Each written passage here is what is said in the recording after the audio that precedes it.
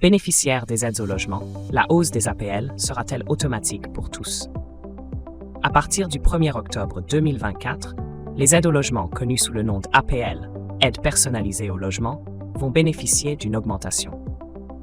Cette revalorisation, bien que modeste, est une bonne nouvelle pour de nombreux allocataires, notamment dans un contexte d'inflation persistante. Toutefois, une question se pose.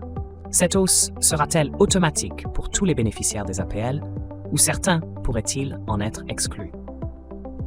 Une revalorisation automatique des APL pour la majorité des bénéficiaires. La hausse des APL au 1er octobre 2024 sera automatique pour la grande majorité des bénéficiaires. Les montants de ces aides sont en effet réévalués chaque année en fonction de l'évolution de l'indice de référence des loyers réels, qui prend en compte l'inflation. Cette année, l'augmentation est fixée à 3,26%, un ajustement qui se fait sans que les bénéficiaires aient à entreprendre de démarches spécifiques. Les allocataires recevront donc automatiquement une APL revalorisée dès le mois d'octobre.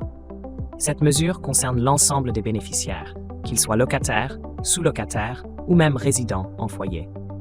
Cependant, il est important de noter que cette revalorisation ne s'applique au montant des aides versées à partir d'octobre, sans effet rétroactif pour les mois précédents. Des exceptions à la règle, qui pourraient être concernées? Bien que l'augmentation des APL soit automatique pour la plupart des bénéficiaires, certaines exceptions existent. Les personnes dont la situation a récemment changé pourraient voir leur aide recalculée. Ceux qui ont subi une modification de revenus, un déménagement ou une variation du loyer sont les principaux concernés. En effet, les APL sont calculés sur la base des revenus des 12 derniers mois, ainsi que sur les caractéristiques du logement et du foyer. Si ces éléments ont évolué, l'augmentation de 3,26% pourrait ne pas compenser une baisse globale des aides due à une hausse des revenus, par exemple.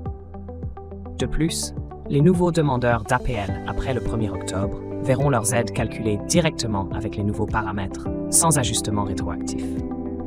Conseil pour bien comprendre votre situation personnelle.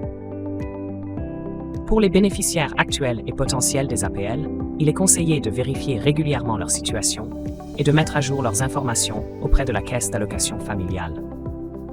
De plus, les allocataires peuvent consulter leur compte sur le site de la CAF pour obtenir des informations précises sur le montant de leur aide après l'augmentation. En cas de doute ou de problème, il est recommandé de contacter directement la CAF pour clarifier les détails de leur situation individuelle.